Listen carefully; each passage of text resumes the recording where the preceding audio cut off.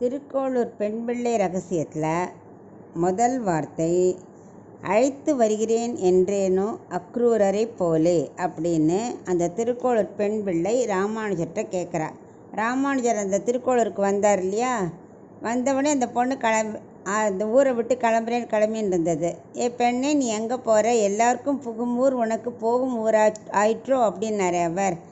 ஆமாம், நான் யார், ஒரு ஏழை, உன்னை அறிவிலி, நான் முட்டாள், எனக்கு எதுவுமே செய்ய தெரியாது, நான் என்ன அக்ரூரை போல அழைத்து வருகிறேன் என்றேனோ அப்படிலாம் அந்த பொண்ணு சொல்கிறது.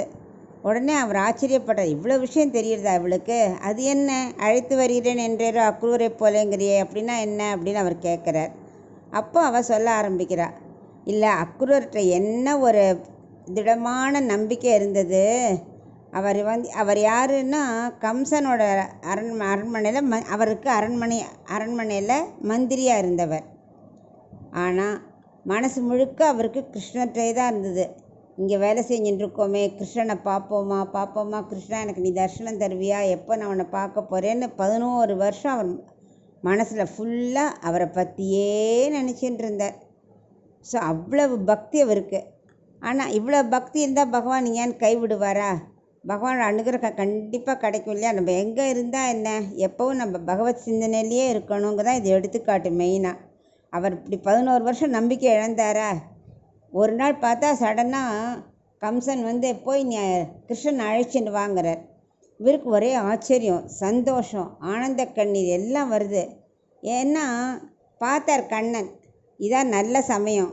கம்சனோட அந்தராத்மாவை அவனோட கம்சனோட மனசுக்குள்ளே போய் அவன் வாயாலேயே அக்ரூரை போய் கூட்டுன்னு வான்னு சொல்லும்படி வச்சுட்டார். இவருக்கு ரொம்ப ஆச்சரியம்.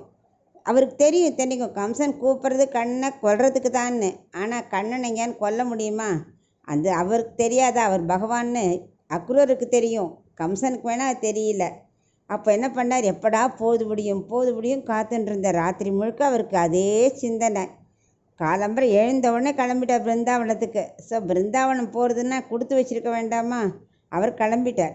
அந்த பிருந்தாவனம் வந்தவுடனே அந்த திருவடி மண்ணில் பார்த்தார், கண்ணனோட திருவடி சங்கு சக்கரம் பதிஞ்சிருக்கு. உடனே தேரை விட்டு இறங்கினார், அந்த மண்ணை சேவிச்சார், புரண்டார், அதில் மண்ணில் புரண்டு கண்ணான்னு அழுதார், ஆனந்த கண்ணீர் வடித்தார். அதுக்கப்புறம் கண்ணன் நம்ம கூட்டாக வரணுமே, இந்த கோபிகைகளாக கண்ணனை விடுவாளா நம்மக்கிட்ட?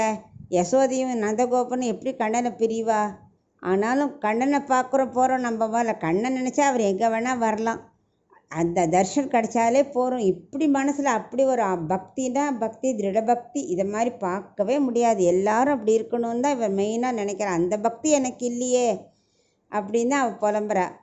ஆக்சுவலாக அக்ரூர் யாருன்னா திரேதாயுகத்தில் சுமந்தரராக இருந்தவர்.